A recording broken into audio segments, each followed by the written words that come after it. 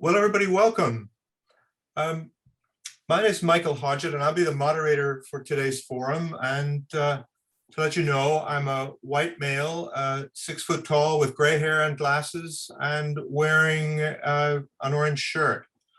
I'm with you from Dartmouth, Nova Scotia, and I would like to acknowledge that I am in Mi'kmaq, the traditional territory of the Mi'kmaq people.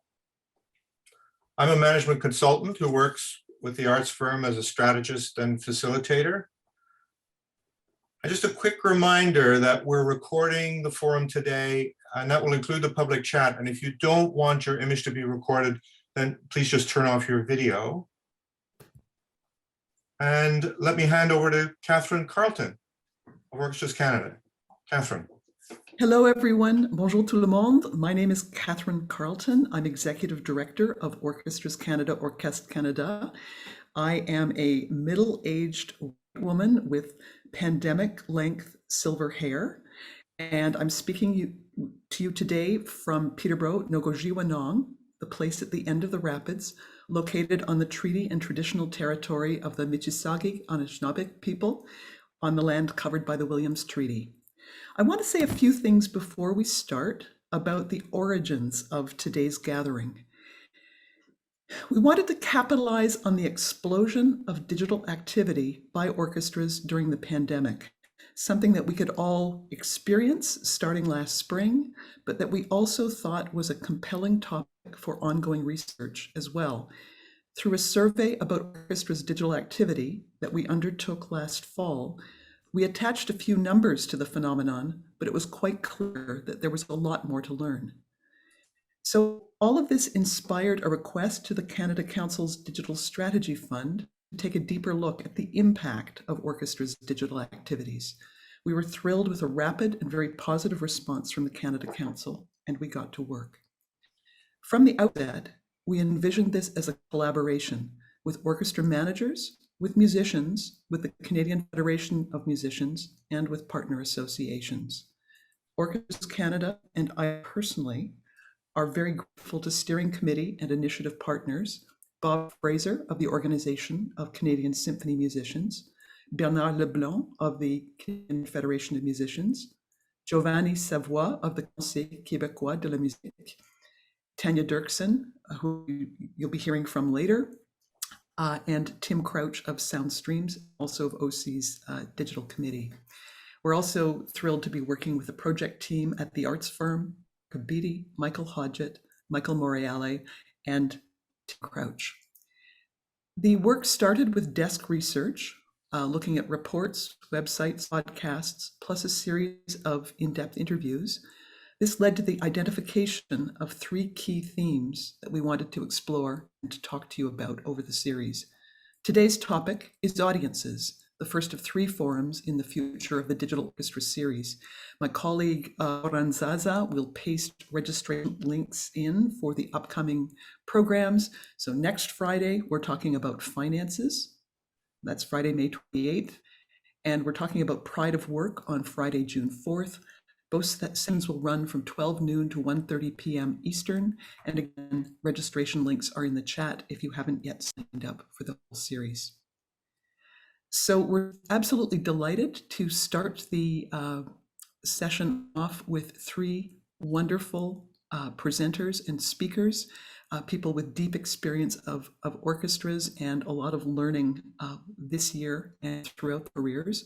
Janet Butiti, who's the Director of Marketing and Sales at the Calgary Philharmonic Orchestra, Vicky Young, Managing Director at the Manitoba Chamber Orchestra, and Tanya Dirksen, Vice President of Artistic Production at the Philadelphia Orchestra, and may I put in a plug here, continuing proud Canadian. Hello, everybody. Good morning, good afternoon, depending where you're joining us from. My name is Michael Morial from the arts firm. I am a white male. If it helps picture Harry Potter, I've often been compared to that. I'm joining you today from Toronto, fortunate to be on the lands of the Mississaugas of the New Credit, Anishinaabe, Chippewa, Haudenosaunee, and the Wendat. I've been given 5 minutes to go over the research that we've done over the past several months. So I'd like to apologize in advance to our interpreters and wish them all the best in keeping up with me here.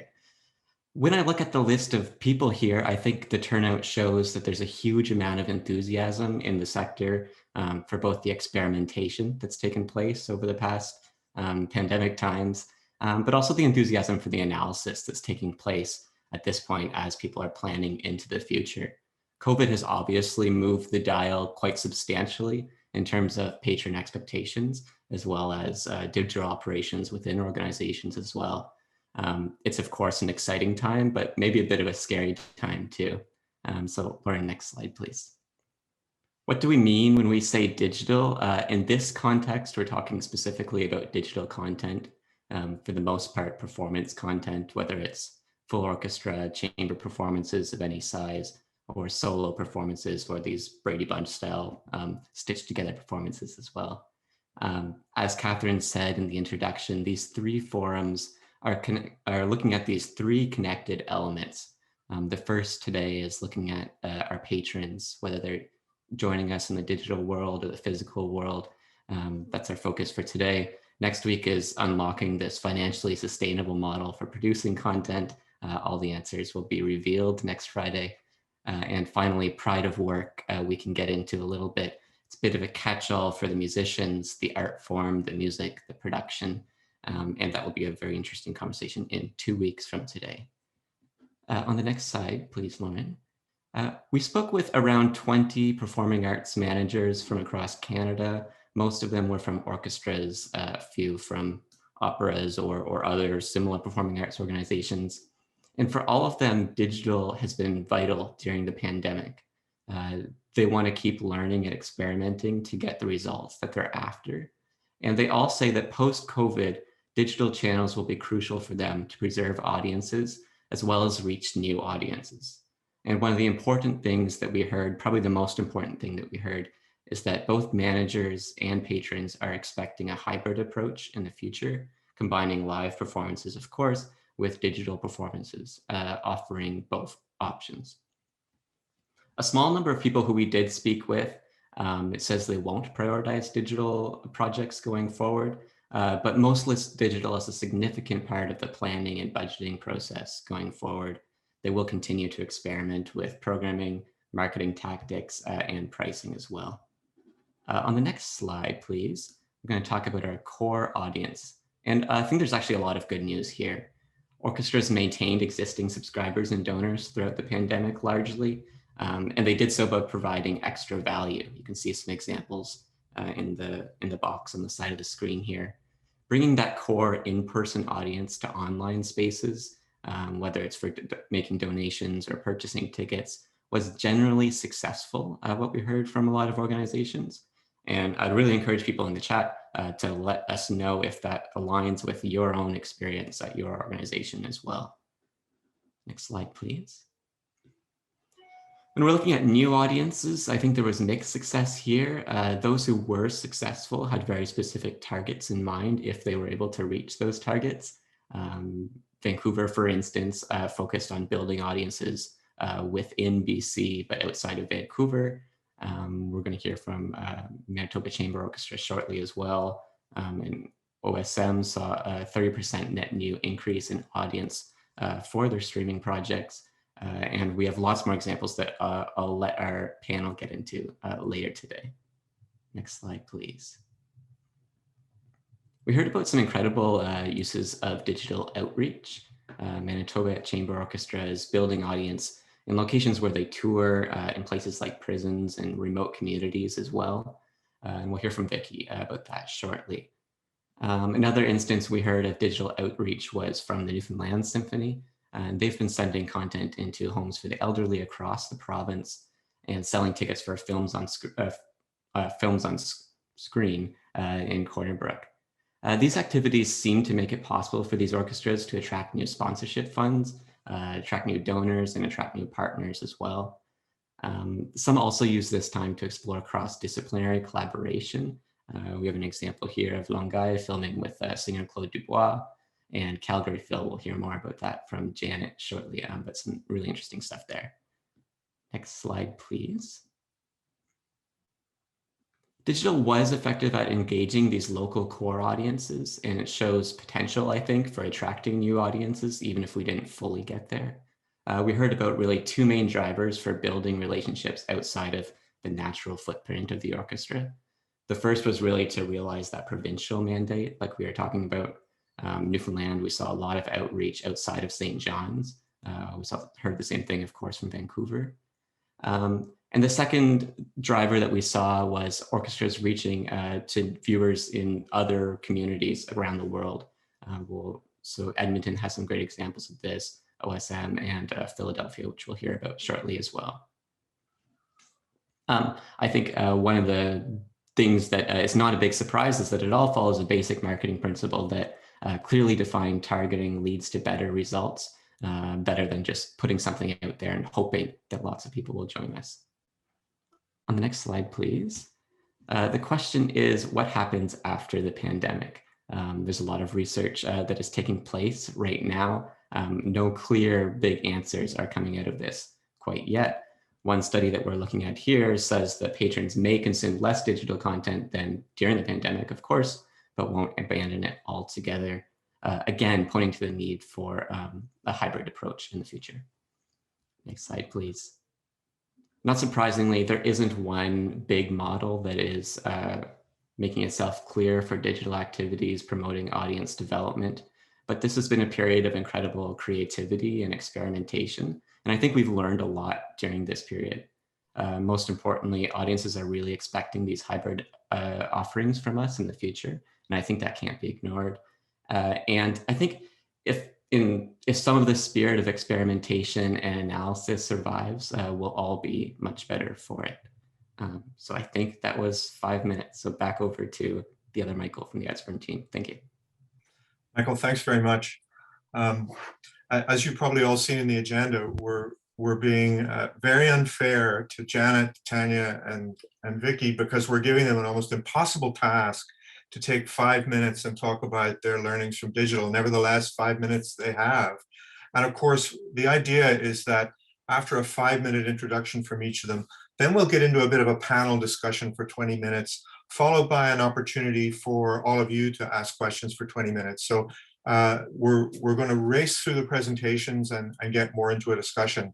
So with that, let me hand it over to Janet. Janet Wichiji is the Director of Marketing and Sales with the Calgary Philharmonic, and we're really grateful to have you with us, Janet.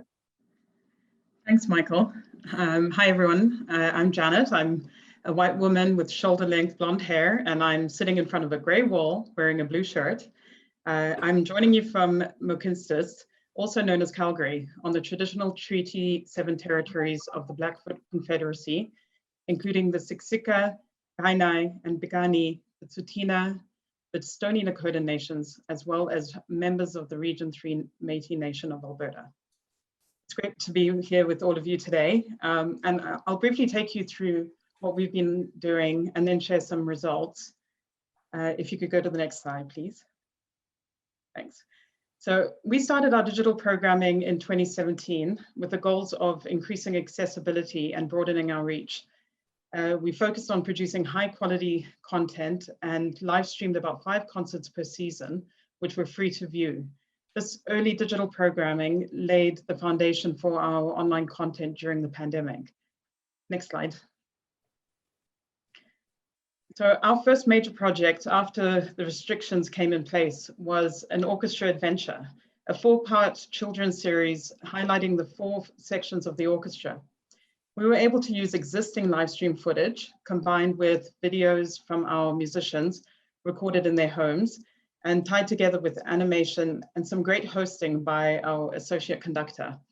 And we shared this for free through YouTube and distributed to schools across the region. Next slide. In the fall, we presented 9 virtual concerts that saw the number of musicians increase 1 performance at a time. At our final concert in December, before tighter restrictions came in place, we were up to 13 musicians. These concerts were free, but required registration with a donation ask in the checkout path. Next slide.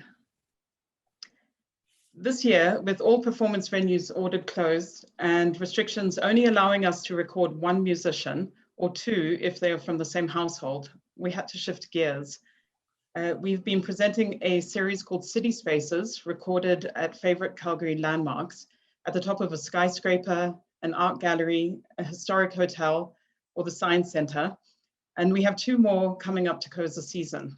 And we've paired each of these performances with one of our existing live streams. And we use the same registration model from the fall. Next slide. So from the beginning of the pandemic, we decided to offer our digital content for free because Calgary was already going through an economic downturn with one of the highest unemployment rates in the country. And despite this, when our concerts were canceled for the remainder of the 2019-2020 season, 62% of ticket holders donated the value of their tickets or opted for a credit on their account. So we really wanted to give back to our community. And while the concerts are free, around 35% of people donated with their order, and this has remained steady throughout the season. The average donation per order is just above $40, or around $5 per registration. Next slide. So how have we connected with our core audience during this time? Well, in addition to our weekly newsletters, we use our CRM system Spectrix to build targeted lists for email campaigns. For example, to people who like a particular composer or instrument. Our core audience have been very interested in getting to know our musicians. And one of the great things about presenting solos and small ensembles is that our community can feel much more connected to our individual musicians. But an interesting trend that we've seen is the low uptake by our subscribers. We've had 7%, we had 7% tune in for the fall concerts. And we attribute this to several factors. Our digital programming has mainly featured classical music, so there hasn't been much in the way for our pop subscribers, but also technology is a hurdle for some users. So to mitigate this, we created a dedicated subscriber hub, a how-to video to take people through the process, and our call center is open on concert evenings. And subscriber engagement has grown slightly to 12% in the spring. Next slide, please. So partnerships have been a key factor in reaching new audiences. Partnering with local landmarks has allowed us to tap into their networks. We've also presented with a local restaurant for each of our concerts to provide meal deals on concert nights, and they in turn promoted our concerts to their communities. So with the unique narrative behind the series, for example, the gradual build in the fall and the local landmarks in the spring, there has been high media interest. And also with the concerts being free, there hasn't been a risk to the audience. We had a high number of new customers, and when we ran a survey after the fall series, 78% of respondents said they had registered because it was free. Next slide, please. One of our goals for our digital programming pre-pandemic was to broaden our reach, and our live stream concerts have almost 200,000 views, with more of these from the United States than in Canada. And the majority of views for our kids series are from outside Canada. It was picked up by PBS in the United States and featured on their website. But our focus during the pandemic has been on our local community and how to stay connected to our audience. And this is seen in the results because most of the views this season are from inside Calgary. Next slide. I'll leave you with this. You know, this is one of the greatest success, which has been the reaction from our community. One of our audience members shared this comment with us, which reinforces why we do this. In the COVID crisis this past year, these concerts were powerful beacons in the darkness. Thank you. Over to you, Michael. Thanks very much, Janet. Let me immediately hand the mic to Vicky. And Vicky Young, as many of you know, is Managing Director of Manitoba Chamber Orchestra. Vicky. Thank you, and good morning from Treaty 1 land, the original territories of Anishinaabe, Cree, Oji-Cree, Dakota, and Dene peoples, and the homeland of the Métis Nation. I'm Vicky Young, sitting in front of a pale green wall. I'm wearing black frame glasses and have shoulder-length graying brown hair. May I have the first slide, please? And then the next slide, please. Pre-pandemic, about 700 the Spotify streams were of a recording we did for Philip Glass's label, and 120,000 from 4 releases on our own label, dating back to about 2013. A free digital concert of Chamberworks has had about 6,700 views, and a collaboration with local bands, 7,600. And these numbers have built over the last 3 to 5 months. For comparison, the average annual attendance of our subscription series is about 6,000. For our first paid online concert, 233 of the 425 were unique views. Next slide, please. So we have found that our digital audience is growing and they're responding well to digital marketing initiatives. And this suggests a demand beyond our core live concert audience, which was the group we were marketing to initially. Next slide, please.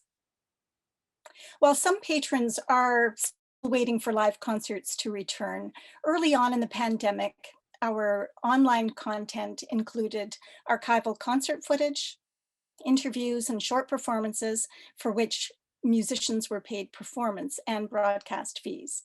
The posts were sent largely to our 3,400 e-newsletter subscribers and then boosted through advertising. We've had about 500 average views per piece and 5,000 listeners per radio program. We asked the soloists who were to have worked with us last year and this year to provide us with content to combine with orchestral material recorded in March and May of this year. They were all soloists we had worked with previously, and most of them said yes. We wanted audience members to know that we were creating special content specifically for them. Next slide, please. We felt it was important to create a sense of urgency by offering limited time access for paid content. We charge $20 per household and encourage viewers to share links with up to 5 other households. We also share to schools, sponsors, and local composers and musicians. To support the free online content and our bi-weekly radio program, we sourced foundation grants, COVID-related grants, and sponsorships. And we found that program notes and learning guides help to normalize the online experience,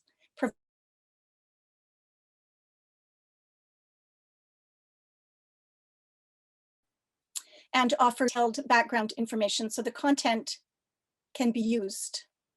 I may have frozen there for a moment. I'll just repeat that the program notes normalize the online experience, provide value to advertisers and sponsors, and offer detailed background information so the content can be used in a number of settings, from private home viewing to classroom settings. Next slide, please. We try to show performance detail in our online content that live concert attenders might not notice. And we also try to provide information to give a greater understanding of what's involved in concert creation.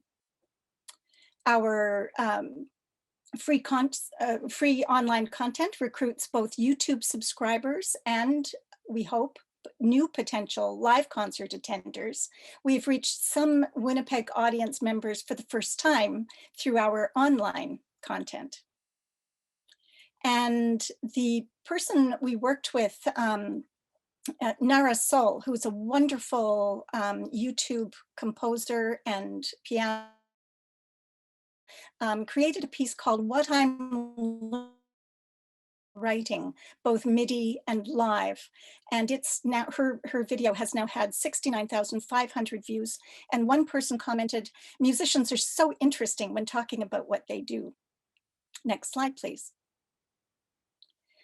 Regular posting keeps our social media activity relevant and therefore more effective. We share links to centrally housed content, so everyone is taken to the same post. And the viewership numbers accumulate faster and attract even more viewers. The chat functions help to recreate the social component of intermissions and post-concert receptions that people are really missing. And it's always wonderful to just watch audience members engaging with the musicians and with one another. Next slide, please. International soloists have brought us exposure in unexpected markets. We've had people tune in from around the world. Our local and international collaborators have been particularly generous in sharing to their networks. We've had to learn quickly and adapt to the 24/7 marketplace by figuring out very quickly how to send automated links to online purchasers. And we still do look forward to the new challenges and opportunities that we think are waiting for us in the months and years ahead. Thank you.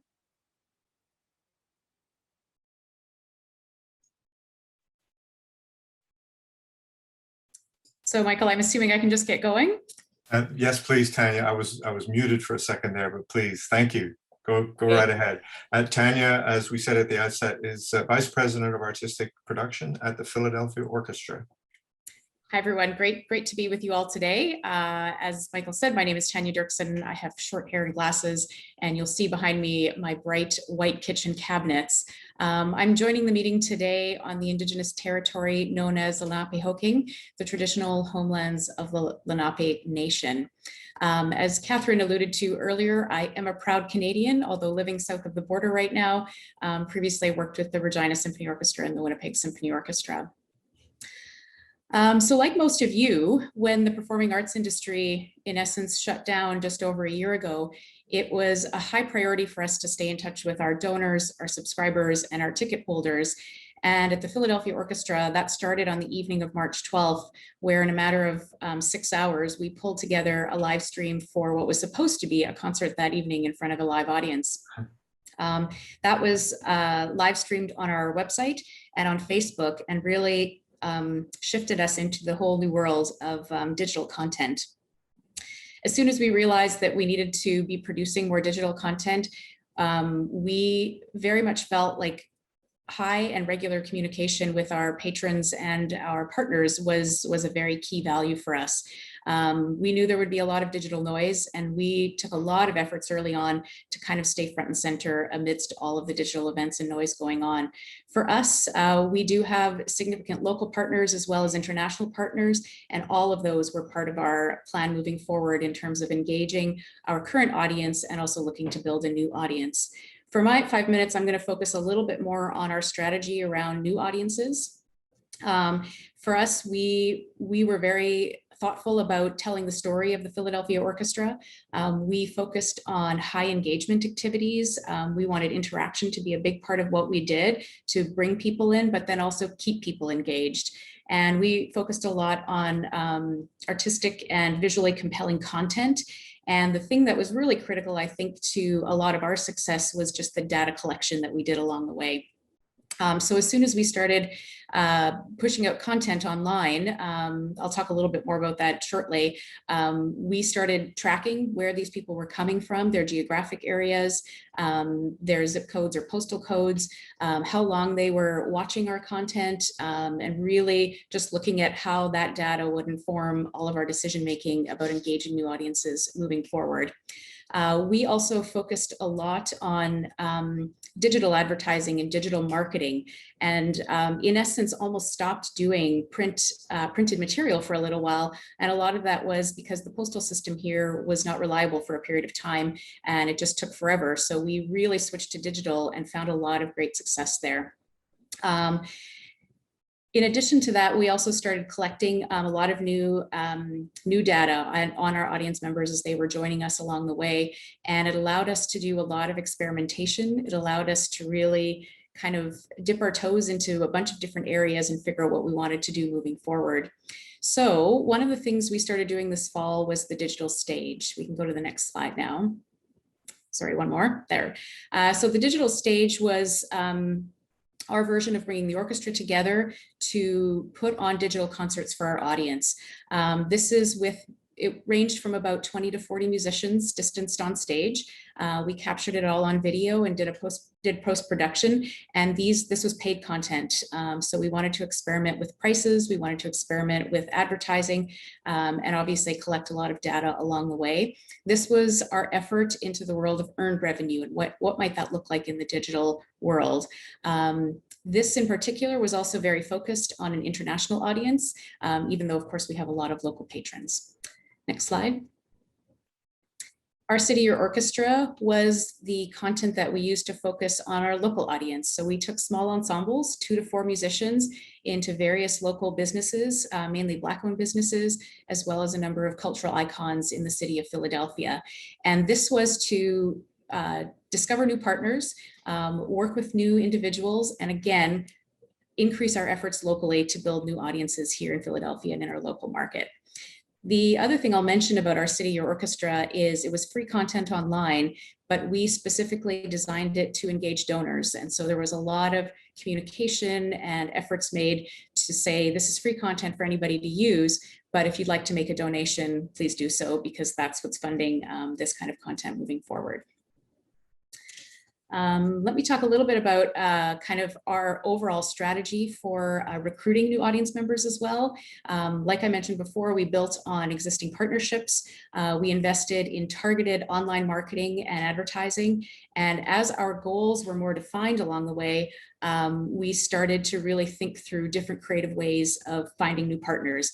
And one story I'll quickly share before I go on to the rest of the slides is you'll see soon that we found new audiences in the whole global market in all continents, except for Antarctica. And so in our efforts to even say, we'd really like to say we're tapping into the whole global market, we reached out to the Palmer Station down in Antarctica. And just a number of weeks ago, they watched their first Philadelphia Orchestra digital stage show and had a lovely evening together. I think there were 16 people present to do that. And so now the Philadelphia Orchestra can claim that we're in all 7 continents. Next slide, please. So here's some statistics around our new audience. So from October to February, we had more than 9,000 households purchase tickets to our performances online.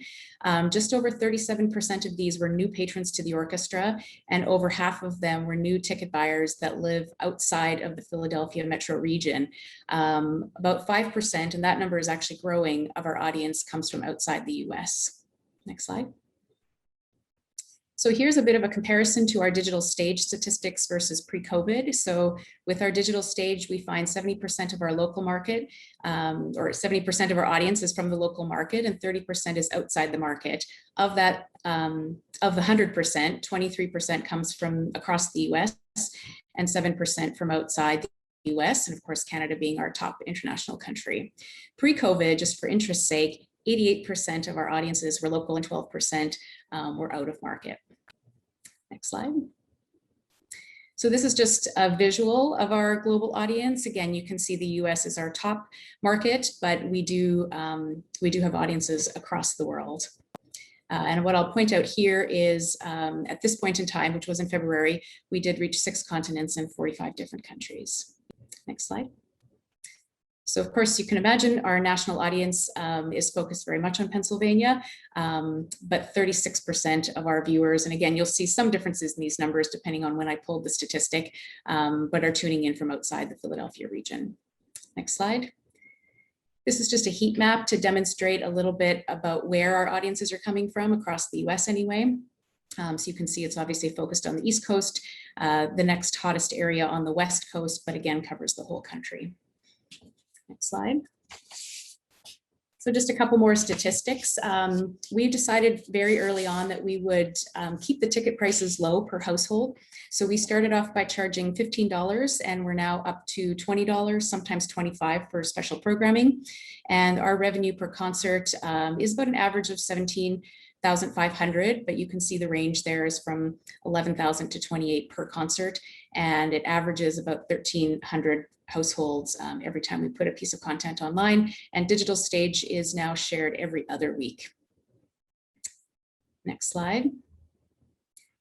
And I thought I would put this slide up as my final one. And the reason for it is we've been surveying our audience throughout the whole entire pandemic, just to understand where they're coming from, where their thoughts are, and trying to predict some of their behaviors moving forward.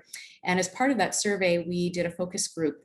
And the intent behind the focus group was really to help understand what new audiences wanted from digital content moving forward. And some of the new audiences had been to a couple of concerts live before, but they were consuming digital content at a much higher rate. And it was a very insightful focus group. And what we learned is that a lot of people want access to both. And they want access to both so that they can access the digital content when it's not an option for them to come live for whatever reason. Or we actually heard a lot of feedback saying, we love to come to live, but then I want to watch it again later when I can just sit and relax. Or, if you did a new piece, I want to hear it again to help understand that piece better and get to know it. So this quote is just to help summarize all of this. And Keith from Wyomissing, Pennsylvania says, although I enjoy attending live performances by the orchestra, I have absolutely thoroughly enjoyed the Philadelphia Orchestra's events throughout this pandemic year. I already have a digital ticket to every spring event. I hope that as we finally bring the pandemic under control, the orchestra will consider continuing to provide online concerts, in addition to live performances at Verizon Hall. Thanks again for your wonderful music.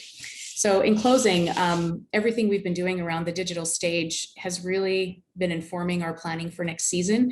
And I think as part of our next aspect of this panel discussion today, we'll talk a little bit about what the fall might look like. And for us, we're working really hard on an audience development strategy for the digital stage. And we see that as having differences from live concert strategy or audience development strategy. And so really thinking about who our digital stage content will be for and how do we want to develop content for that audience specifically.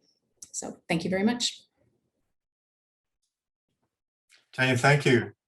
Right, we're gonna move right into a quick Q&A kind of discussion with our three panelists. And the first question I'd like to ask is, if you had the time back over, is there one big thing that you think you would do differently with everything you've done with digital in the past 12 to 14 months?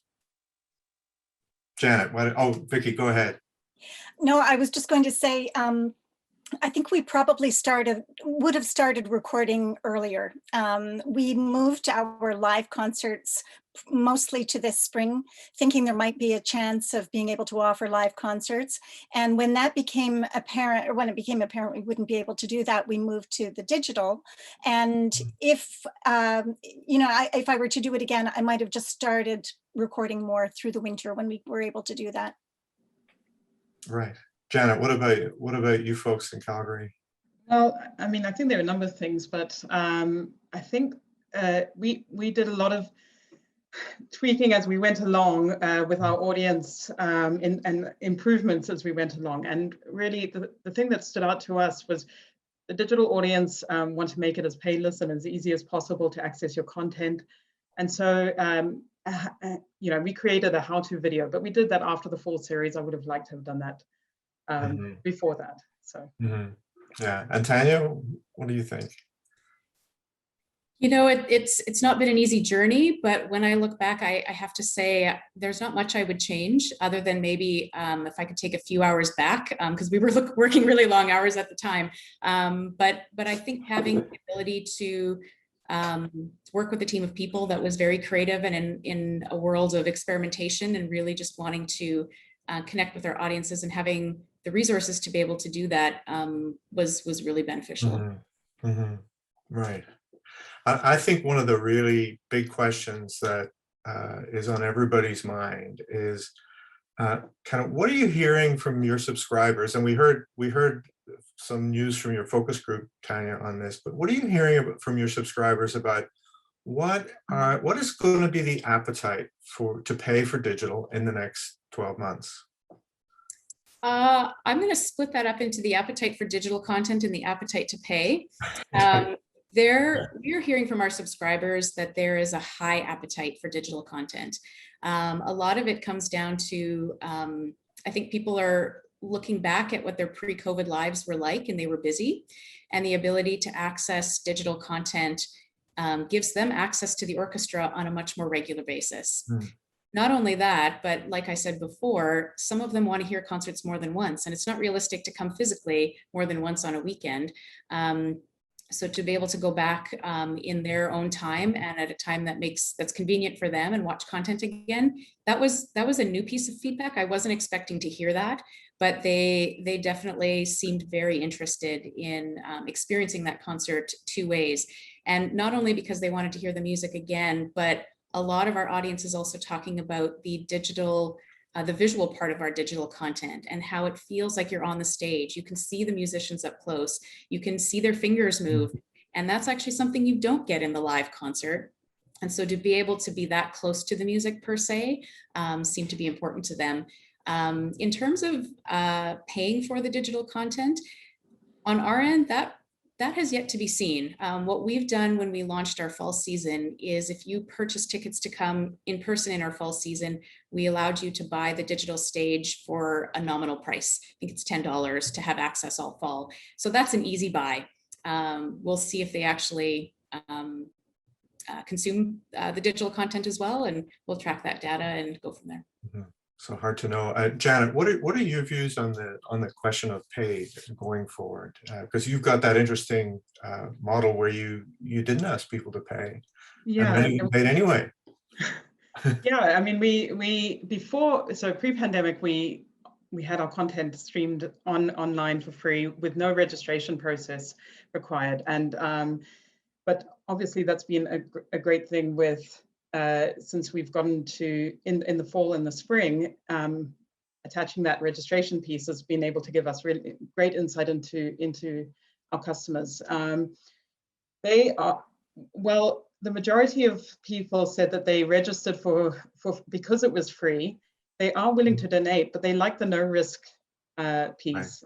Right. They, you know, and it has been a really great model for us. But just also to add to what Tanya had said, you know, with the connection to our audience, one of the interesting things that has come out now is that we are creating digital content for digital audiences, as opposed to before, which was live streaming in-person concerts, where really the in-person audience comes first. And you know, you can't necessarily put a camera in front of, you know, a row of audience members. So this is something that I think our audience that's the feedback we're hearing is they really love that connection. Yeah. Vicky, what about you? What's your view on the appetite for people for digital, both paid and non-paid? Well, we've really only charged admission for the last couple of online concert presentations. We just had our second one last night. So it's really difficult to gauge right now, but I suspect that we'll go to more of a hybrid model where we offer something for a short time with very limited access and very specific content for paid viewing, and then maybe repackage it so that it's available, or parts of it are available for more accessible free viewing. But what we did notice was that while we weren't charging for viewing online free content, we were getting a lot of really good donations and very positive feedback. And, you know, I think that really counts for a lot. And what have you learned that really works in recruiting new audience? What are some of the marketing secrets, if you have any, you can share? Well, I wouldn't say it's a secret, but I think the number one piece has been partnerships. It's been a really strong thing for us. Like I said, with our City Spaces series and partnering with the local landmarks. I mean, we've been able to see, for example, we had a concert at the top of the Bow Tower, one of our biggest skyscrapers in Calgary, and we had the businesses in those towers actually tuning in for the concerts, and we were able to see that. So tapping into all of those networks. So I think partnerships is really key. I would absolutely second that. That was my first response to the question as well. building on the partnerships that existed pre-COVID, and then also being creative in what are the new partnership opportunities in COVID. And for us, like with Janet in Calgary, it was a lot of local partners that we didn't have before. And so there's this new audience developing that we think some of them will come join us when we're back live, but it's all based in those partnerships. Absolutely. Yeah, it's been the same for us too. We partnered with Nara Sol, a composer and pianist who has a really wonderful online following. And we wouldn't have done that had it not been for the fact that she is just a wonderful musician. But she has brought a few more people, she's made a lot more people aware of us. There were some people who weren't aware that we were here in Winnipeg, and yet they live in Winnipeg. So I think we're reaching new people. I think it also is going to just depend on how things go with live concerts, because I think some people tune in to see familiar faces, maybe a familiar venue. Even at the best of times, it can be very difficult coming to a concert in Winnipeg. It's really cold. Audiences are getting older. We had already started moving away from winter concerts in favor of autumn and spring. So I think there are some new ideas to be explored for audience development there too. Right. Here's a very specific question, and that is, how long do you think is the right amount of time to keep digital content available? I know in some circumstances it can be really short, in others it's quite long. What have you been doing, and what have you been finding that's working? Well, I can go first then. Yeah, go ahead, Janet. Sure. We have, so for us, fall and spring concerts, we've premiered them on Saturday evenings, and then they've been made available for 30 days. And what we've heard from our audiences, they love that flexibility. And it's interesting, in the fall, there were a lot of people tuning in for the premiere, but then in the spring, as they understood that they actually had time to watch this, we are seeing a lot more people registering throughout those 30 days. Started to smooth out, huh? Yeah, and I think that's been a good time. What's been great about it as well is that apart from allowing the flexibility, it's also giving us an opportunity so that you're not making the content free forever, but being able to repurpose that content later on as well. For example, we've had not that much engagement from our subscribers, or lower engagement that we had hoped for, but we've now been able to repurpose that content and put it on our subscriber hub page and make it exclusive to them so that they can go back and watch it. Mm-hmm. Right. Any comments, Vicky? Yeah, for us, I think it's also been a learning process for our marketing people too, because we're used to marketing a single night performance. And I think it's taken us a while to realize that we do have a longer period in which to market the concerts. So that is something that we're trying to take better advantage of. We increased our paid viewer window from 1 week to 2 weeks, and our free content, under the agreement that we're using, we can post it for up to a year. We may play around with that a little bit. We'll kind of test the market a bit more. Right. And what about in Philadelphia, Tanya? What are you learning about that in Philadelphia? Yeah, I can add to that. It's interesting to hear everybody's comments, because I think it also depends a little on how often you've typically been putting out content in a live setting, but also in the digital setting. So here, where we would, in pre-COVID, put on a concert and do 3 or 4 in a weekend, when we shifted to the digital world, we kept thinking about ourselves as producing content on a weekly basis. So every week something new would come out. So for us, we only left it online for 7 days, but then it was replaced by a new set of content, which was kind of the strategy. But the other thing that we've done is done second viewings. And so if we've noticed that a particular concert had more views than normal, a month, 2 months, 3 months later, or at a timely, seasonal time, we would re-release it. And we found some success there as well, and actually plan to continue doing that through the summer and into next season. Great. Oh, thank you. So I know, Vicky, you talked about the way you were aggregating all of your views in one place so you could really get a handle on counting and measuring. And my question is about measurement, actually. What do you think is the right way to measure your success in digital going forward in terms of how you're going to measure the impact of this new content and this new channel? Well, I think different ways. I think numbers only tell a certain story because you can't tell how engaged a viewer is, just by by the number. You can't tell whether they were watching for 4 seconds or for the full one.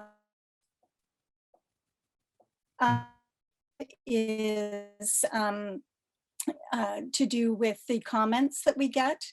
We've had people thank us for persevering, and they've said that it's helped them persevere throughout this period.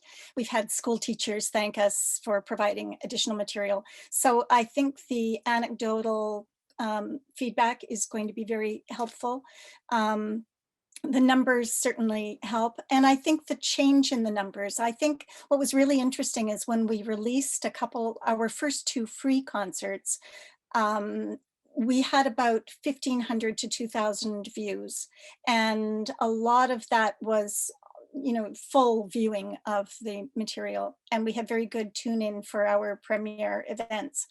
But then over time and with more advertising, we found that people were really responding. So I think looking at the initial interest and then the growth after that is also certainly going to be something worth measuring. Mm-hmm. Yeah, Tanya, measurement? Yeah, for us, as I mentioned earlier, the data collection was huge for us. And Vicky's absolutely right. The numbers only tell a portion of the story, and which is why we decided to do some focus groups and, of course, just spend a lot of time talking to people as well about all of this. But I'm actually interested in seeing how the trends do change, because right now we're pushing out digital content for solely a digital audience, and that includes everybody. That's the only option our subscribers and patrons have right now. But come fall, when they have 2 options now, they can come live and they can come digital, or of course do both. I think how we measure and how we assess and then how we make decisions after that is going to change. Mm-hmm. Yeah. Janet, any comments on measurement? Yeah, well, I think that's why we moved over to the registration piece, so that we are able to really have better insight into our digital customers. But like Tanya, I'm also intrigued by this, because also not just post or once we get back to in-person concerts, if you think about it, before we went into the pandemic, a lot of our audience hadn't actually gone into digital concerts and watched digital concerts. So they've also been experimenting themselves as well and looking, so it'll be interesting to see once we go back, they feel a lot more confident and technology isn't as much a hurdle as before. So yes, we will be doing a lot of analysis coming up and using surveys and market research to understand our digital audience better. Yeah, we've got about 4 minutes left, but I want to make sure we didn't miss this question. That is, where do you think the greatest value in digital is to your orchestra? Where does that value going to come from, particularly in the future? Anyone? I can start. Sure, great. One of the things I didn't mention in my presentation was that we have done a lot in the digital realm with education. And I think that is a key piece here, because, for example, we had an in-school program dedicated to one school with in-person weekly lessons, and we moved that online, and we've been able to reach so many more schools because of that. So I think, honestly, it comes down to the barriers that in-person concerts present: financial, physical, geographical. So it's really important from a reach and expanding and really serving our whole entire community. If I can add to that, I have 2 thoughts. One is similar to what Janet is talking about, and I'm going to take it to the point of saying, I think going back to the partnerships aspect of what we talked about, being able to continue touching base with our partners throughout the year. Here we obviously go on tours. I know Vicky does as well with the MCO, and being able to find ways to stay connected to those audiences, to stay connected to the students that we engage along the way during the year is going to be extremely valuable to us. I think the other value that digital will bring is actually audience retention for different segments of our audience. Many of us know that one of the reasons we lose audience members, and in particular subscribers, is if you have a couple that's been coming for years and one person passes away, you lose 2 subscribers. Now I think through digital, we'll be able to retain that subscriber. Or if you have audience members who love your orchestra, but for whatever reason move away from your community, they lost the opportunity to enjoy their home orchestra, and now they'll have the opportunity to stay engaged. So I think there's great opportunity to just stay connected to people as they move around and life circumstances change. Yeah, I think about snowbirds and Snowbirds, exactly. when they can again go south. Yep. Yeah. Yeah, I would say it's been the same for us too. We do a lot of education work throughout more remote parts of Manitoba. And so sometimes those kids see us only once every 3 years, depending on where they live. And I think if they can tune in and see those musicians performing in an orchestral setting, often playing Canadian music, I think that's just a great way to stay in contact. And we'll combine that with more interactive work as well by putting musicians in contact with schools and creating learning guides to go with the online content. I think just having material that is more readily available for longer periods of time, but supplemented with in-person and either online interaction or in-person interaction would be great. And also just the value of disseminating new Canadian works. We're recording a lot of Canadian material, and I think that's really beneficial. And it's great for our audience, as Tanya and Janet have said, to be able to hear material again, and especially Canadian material that they haven't heard before. Can I add to Vicky's? Yeah, go ahead, Tanya. I just wanted to build on your comment about Canadian composers and new Canadian composers, and thinking about the opportunity we have through digital means to also demonstrate inclusion, diversity, equity, and accessibility. Digital is such a critical and important tool to those values as well. And I think there's just great opportunity there to, whether it's highlighting new composers or highlighting diverse artists, whatever the case may be, being able to have access to people who can't come to live concerts. I think that's critical as well.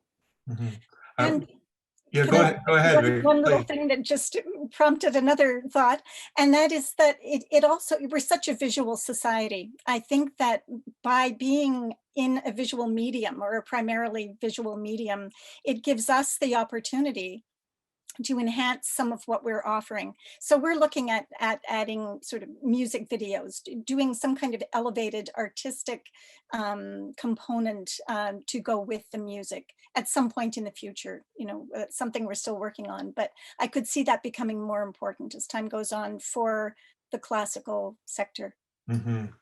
Right. Thank you. We're going to roll right into taking some questions from everybody who's joined us. And the first one is actually specifically for you, Vicky, and it's how did your model of pay and then share it with I think it's 5, isn't it? You can share with 5 other viewers or locations, really.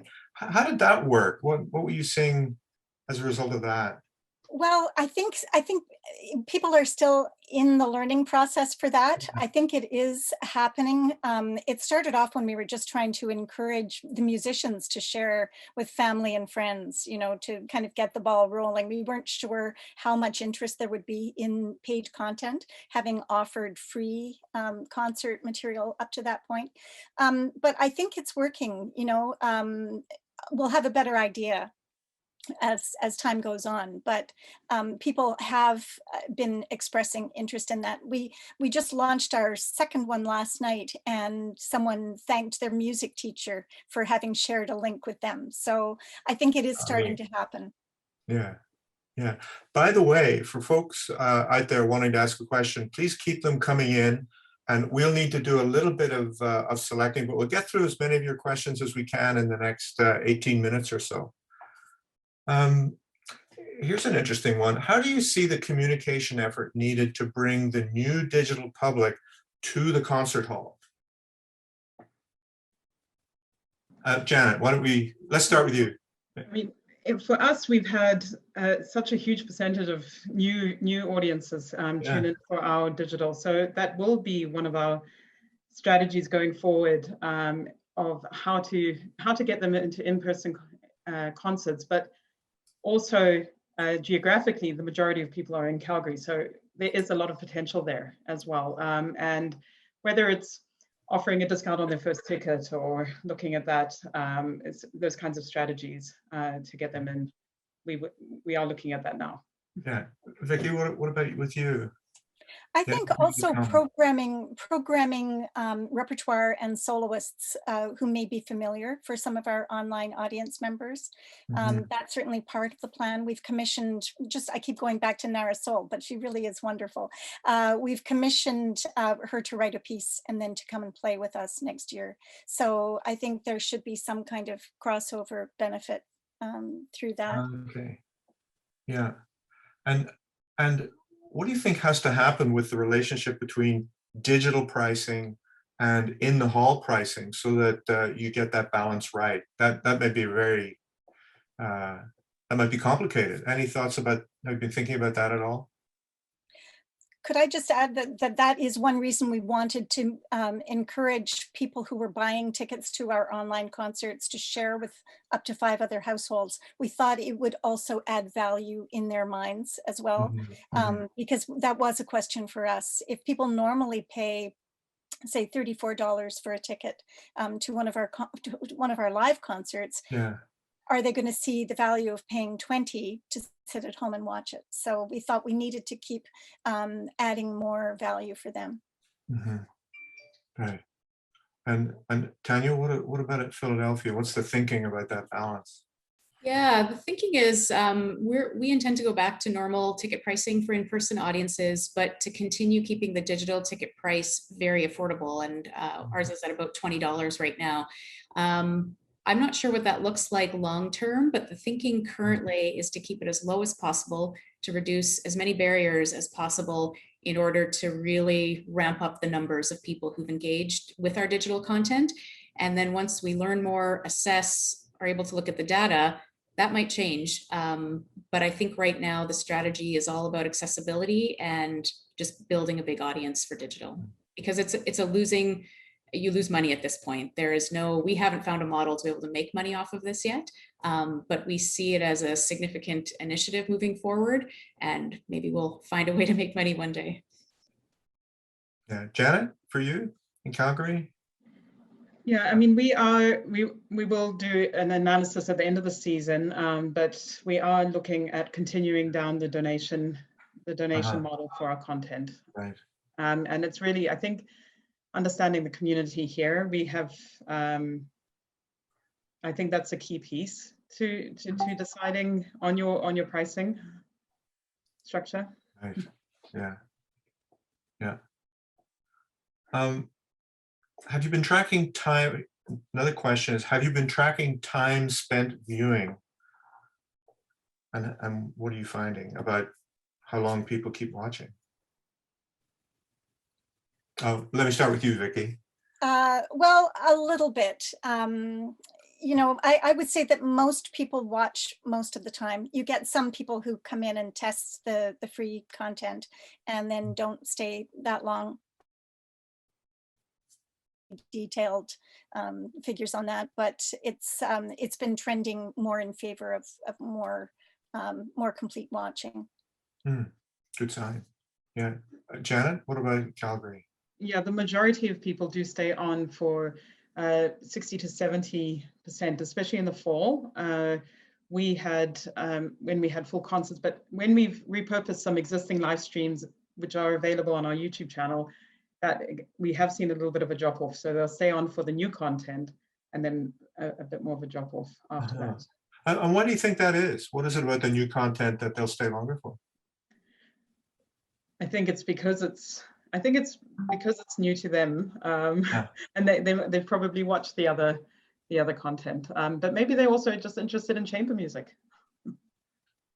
Yeah, right. Tanya, what are you finding? Our viewing times have been very similar. I don't have the data right in front of me, but it's in essence kind of 60-70% of the concert program. Most people will stay and watch at least that amount, but a high percentage watch the whole thing as well. And I don't know what the statistics are versus when somebody pays versus watches it free in terms of concert repertoire. But that's been our experience so far. When for our free content, which is the Our City, Your Orchestra program, that we have view times that are much shorter, but it's also on Facebook and other social media platforms, which just have an audience that tends not to watch for long periods of time. Right. Yeah. Here's one I'm really interested to hear your answer.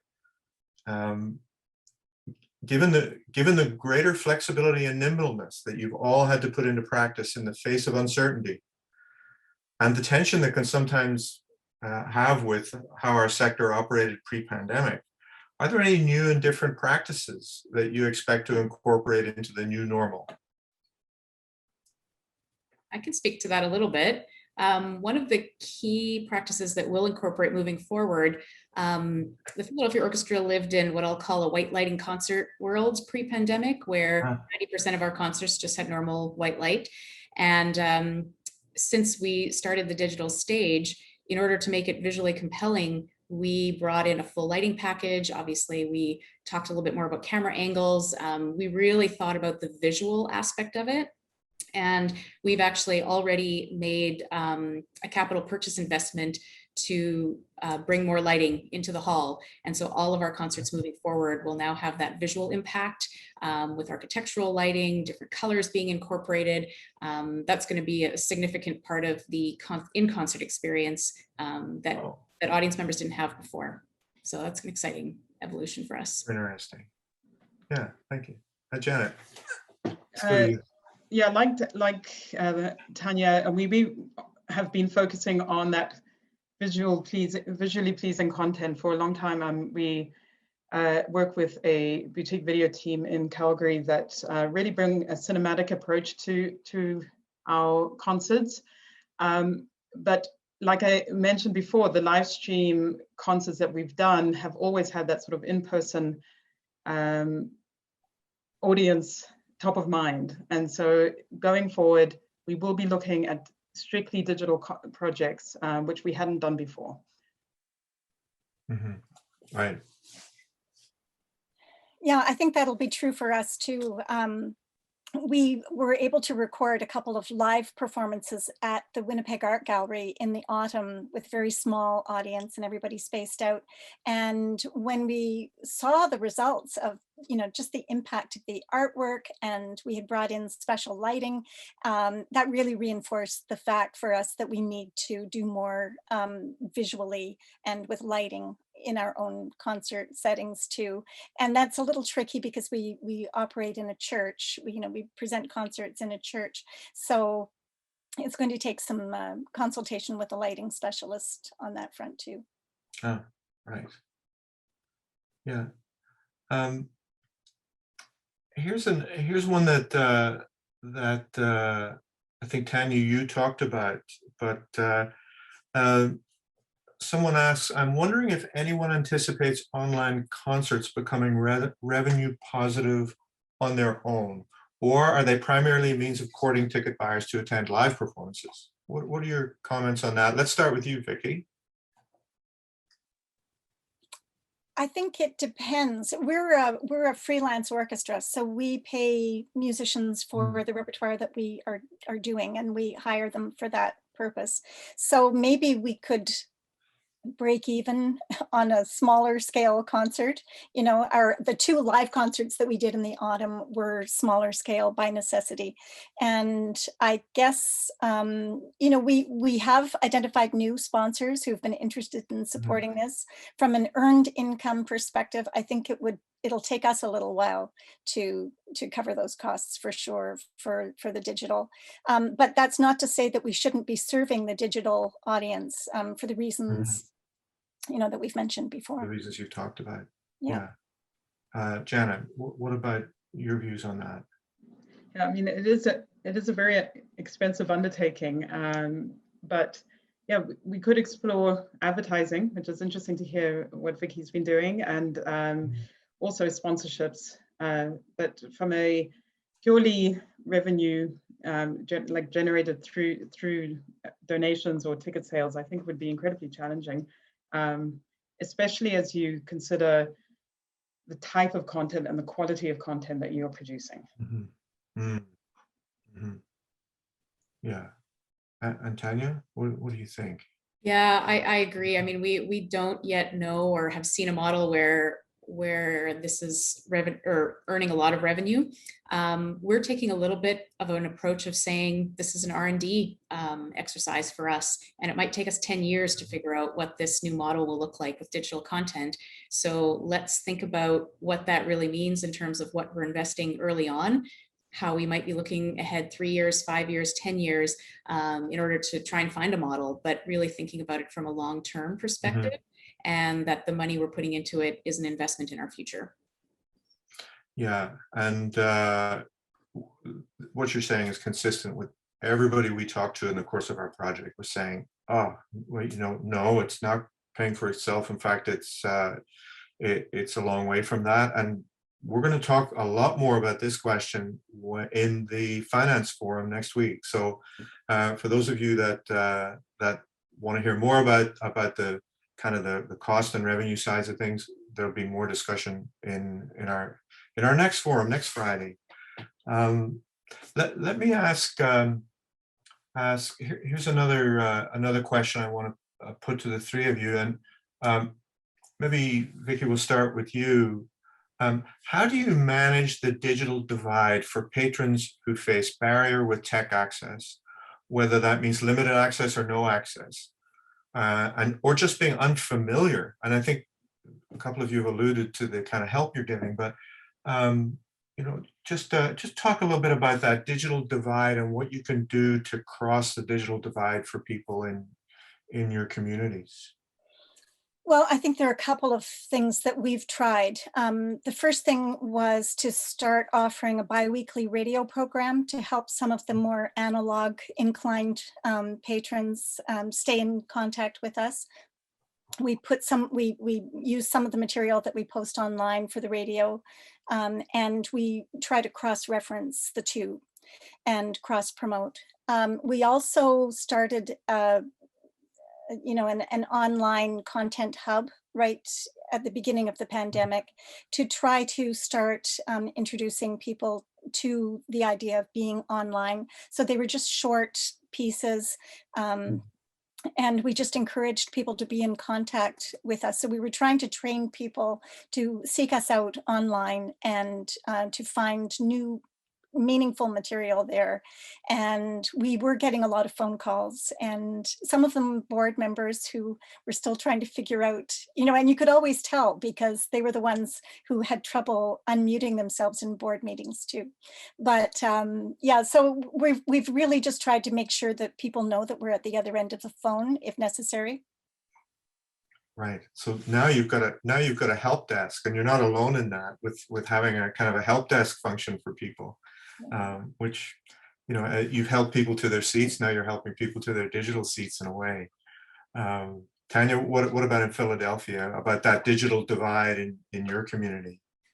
Yeah, it's real, and some of it is just the ability to have enough knowledge and the sophistication to access all of this. And in that case, we've just done a lot of preparation, whether it's FAQ sheets or reaching out to people we know might have struggles in advance. What's interesting is again, because we have this weekly content going out, is with our staff, we actually do still have concert duty shifts, and they work concert duty and on a concert night. And that way people can call in and get access to somebody right away who can now walk them, rather than helping them to their seat, we're helping them work through their tech issues. So that's kind of something that's just looked a little different for us during this season too. Yeah, and Janet, how is that digital divide for you? Yeah, I mean, similar to Tanya, our call center is open on concert evenings, and our sales team has done an amazing job walking people through about. Often they've become technology experts, and it has been, we have obviously had to guide people through the process. And similar to Vicky, we did create an all access page just to make it easier for people, a one-stop shop to come and look and see what we're doing.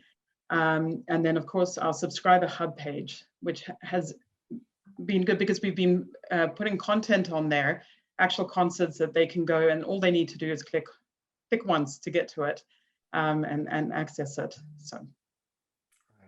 Could I just add that at one point we did also do direct mail pieces to patrons, to both longtime casual ticket buyers and to subscribers, so that if we were not successfully reaching them online or through email, there was at least one point of contact where we could encourage them to join us. Mm-hmm. Right. How do you plan to maintain the expertise that you have developed in digital production over the long term? So why don't we start at the big end of orchestras and ask that question of Tanya first, and then we'll work our way down in scale. Tanya. Sure. So, I mean, what's amazing about the team I have here is we were all experts in in-person concerts, and now we are a broadcasting team as well. And we know so much more about video than we used to. But one thing that we're recognizing very quickly as we are getting back into the world of more in-person concerts and, going through our summer season in the fall, is that we do not have the capacity to do both. We had the luxury of having staff continue to learn these skills and be flexible and pivot. So we're actually in the process of developing a whole video production team. So we're a few weeks away from hiring a video producer. We have now found a video company that we love working with, so we're going to bring them on full time. But we will, in essence, have a new team of people that will help us continue with the digital stage. Right. Janet, are you going to have a whole other team? Well, I mean, because we were doing this pre-pandemic, we already worked with a video team, an external video team, and a fantastic sound engineer, and so we will, we're looking to continue to do that. But yes, there is so much more to, the team has really had to, for example, be on line on concert nights. So we'll have to look at that. The capacity of doing in-person and digital will be a challenge going forward. Mm-hmm. Right. And Vicky? We've been working with different videographers and audio recording engineers, so we're getting a good sense of how different people work, and we have some variety there, people that we can work with. Within our staff, I think we're going to have to increase some of the time for a couple of people who have been pretty much part-time, but who we're really counting on to help with sound editing and monitoring and just maintaining excellence on all those fronts. That's been really critical throughout the whole thing, just making sure that everything that's going out is really high quality. Mm-hmm. Mm-hmm. Well, what would your advice be to someone who's asking the question, should we hire people on staff, or should we work with partners to kind of do our video production? What are some of the pros and cons of those? If you've any thoughts on that, I'd love to hear them. We actually have a combination. So we do have a video person in our marketing team that produces a lot of our marketing content, but also has some expertise in the live stream realm. I mean, I guess it just depends on the quantity that you plan to do of digital. And the great thing for us bringing in an external team was that they have their expertise and they're able to focus on that purely. So I think that's been a good thing for us. I would totally agree with you, Janet. For us, it's a combination as well. And the one thing that's become very apparent to us, we did not own video equipment going into this. And so to be able to engage a video company who can come in and bring cameras that are current and updated and of the latest technology, and know that as we continue that partnership 1, 2, 3 years down the road, that they will continue to update their equipment so that we can continue to access that, has been a big driver for us to keep that external. We didn't want to purchase the equipment. We didn't want to bring that aspect in-house because we knew we wouldn't have the resources to ensure it was updated year after year. So that's been a critical learning for us. And if I can just add to that, that is a key piece, because with video equipment, it updates every single year, and so we've been purposefully using Canon. And what's been interesting recently, actually, our landlord and Arts Commons, where our Jack Singer Concert Hall is, they struck a deal with Canon, and so they've fully equipped our concert hall with Canon cameras, which is a very exciting thing that I'm looking forward to getting back into the concert hall for. Oh, great. And for us, I think we'll just keep outsourcing the videography and the sound recording. And in-house, we have our marketing person is really adept at video editing and online marketing. And I think we're probably going to have to find someone to help us with content development, if we start offering more podcasts, or if we want to start offering more smaller scale concerts presented online, we're going to need some help on that front, and with our outreach, because I think that's where we're falling down just a little bit right now in keeping up, because we're just running out of time to do the amount of outreach that we could be doing. Right. We have time for one more question, and I'm going to pick this one, which is, how have you evaluated the cost-benefit equation of licensing your online content to be available worldwide versus more limited for local or national viewing? So have you discriminated at all in how you've thought about licensing your content? Or I can speak a little bit to that. The issue that was brought up in the question is not an issue we have here. Our licensing is very much based on the platform we use. So as long as we use our own platform and it's content that we have control over, it can be international and there are no limitations other than the ones we put on it. So that's been great for us, but that's under rules that are US specific, I think. Yeah, I'm going to ask you to be really brief, Vicky and Janet. So Vicky, any thoughts?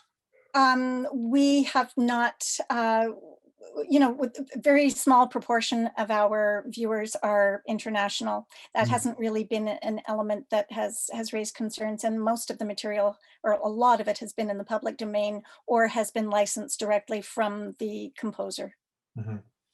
Yeah. Janet, anything to add That's there? exactly the same for us. Great. Well, thank you. And I want to say thank you to everybody who's posed questions, and thanks to our 3 panelists. It's been a really, really great discussion, and thank you so much. And I'm going to hand it back to Catherine.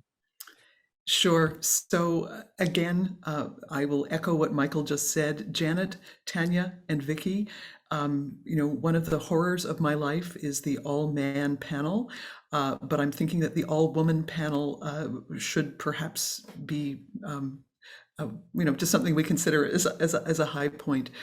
You're brilliant, you're insightful, and you're very generous with all that you have learned and shared through this period of time. And we really appreciate your willingness to be so candid and so thoughtful in what you've presented to us and to our guests today. I'd also, in the gratitude mode, again like to underline our gratitude for the support of the Canada Council for the Arts through the Digital Strategy Fund. I will admit it took us some time to get into the groove of how a national association could engage most effectively with the DSF. But I think with our work with the arts firm and with our role in trying to shine a light on issues connected to digital literacy, the DSF has been absolutely invaluable. So thank you, people of Canada, and thank you, Canada Council for the Arts, for your support for this initiative. I'd now, I believe, like to hand the talking stick over to my colleague Lauren, who has a few things she'd like to run through. Thank you, everyone. Hi, everyone. Just some description on the post-event follow-up. But first, I realized after asking everyone else to introduce themselves, I didn't do that at the beginning. So I'm Lauren Drew, Director of Member Services and Learning for OC. And I'm also joining from Nogajiwanon, Peterborough, Treaty and Traditional Territory of the Michi-Saagiig Anishinaabe. And I'm wearing a black t-shirt, red and black glasses, and I have long brown hair. So after that, we have a post-event feedback survey that we would love for you to fill out. So I've pasted a link to that in the chat, and we'll also email it to you after. That helps us make our next forums really great, as well as our future programming overall at OC. I've also pasted a link to more information and registration for our next sessions. So the Finances Forum for this series will be on Friday, May 28th, also from 12 to 1:30 p.m. Eastern. And then after that, on June 4th, we'll be talking about Pride of Work and some of the artistic discussion, also from 12 to 1:30 p.m. Eastern.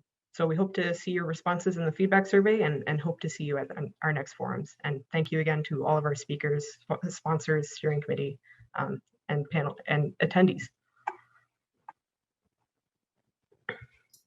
Thank you, everyone. See you next week. Bye-bye.